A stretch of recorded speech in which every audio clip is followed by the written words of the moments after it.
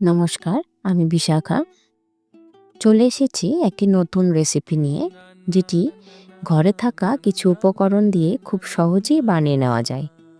আর বাঁধাকপি এই সিজনে এটি অবশ্যই একবার বানিয়ে দেখবেন, খেতে কিন্তু অসাধারণ লাগে।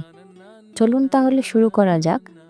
প্রথমে বাঁধাকপির ওপরের কিছুটা পাতা ছাড়িয়ে নেব, এরপর এটিকে একটি ছুরির সাহায্যে কেটে নেব।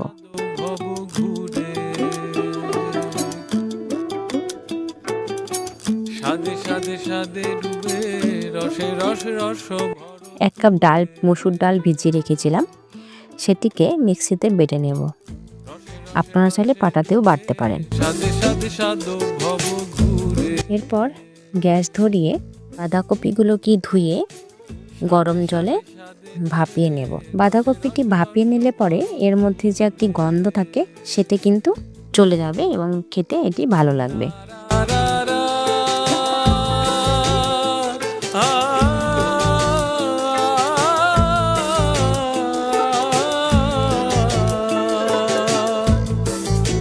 স্বাদের রসে মন ভুলায়, স্বাদের রসে মন ভুলায়, স্বাদের রসে মন ভুলায়, আত্মী আপন পর ভুলে। রসে রসে রসে রসে রসে রসে রসে রসে রসে ডুবে, স্বাদে স্বাদে স্বাদ ভব ঘুরে। এরপর ওই ভাপানো বাঁধাকপিগুলোকে একটি ছাকনার সাহায্যে ছেঁকে নেব। ছাকা হয়ে গেলে এটিতে সে ডাল বাটা দেব এবং পরিমাণ মতো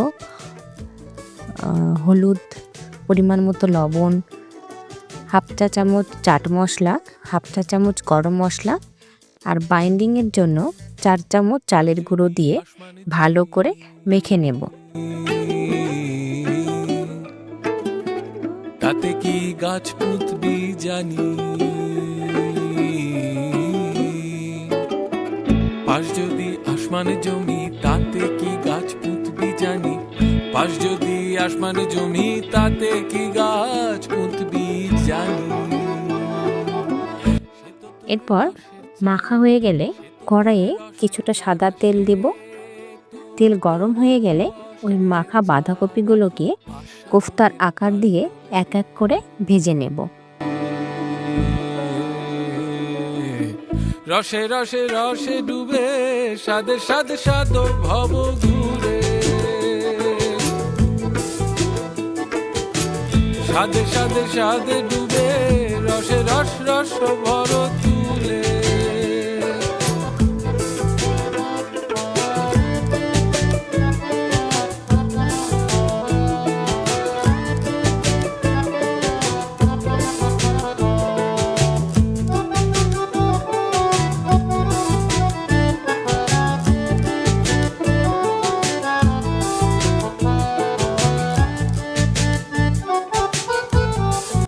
এই কোফতাগুলো এমনিতেই খেতে খুব ভালো লাগে।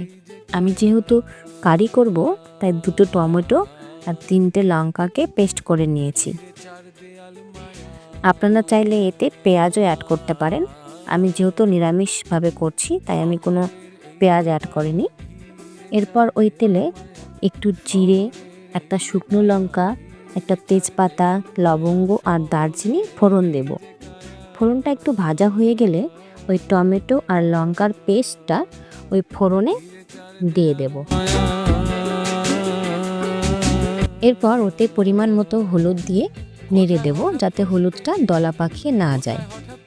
এবার এতে পরিমাণ মতো লবণ, জিরে গুঁড়ো, ধনে গুঁড়ো, লাল লঙ্কার গুঁড়ো দিয়ে মশলাটাকে ভালো করে কষিয়ে নেব।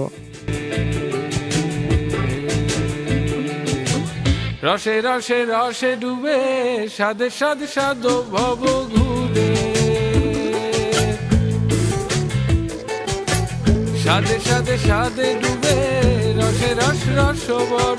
মশলাটা যাতে নিচে লেগে না যায় সেই জন্য মিক্সি ধোয়া জলটা ওতে দিয়ে দেব। এরপর মশলাটাকে ভালো করে কষিয়ে নেব যতক্ষণ পর্যন্ত না ওতে তেল ছাড়ে। স্বাদে স্বাদে স্বাদে ডুবে, রসে রসে রস ভর তুলে।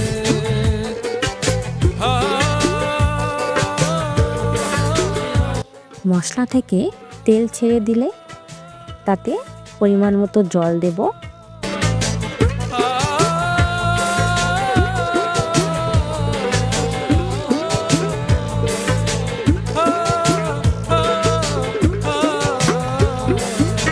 জলটা যখন ফুটে যাবে ওই কোফতাগুলো ওতে ছেড়ে দেব।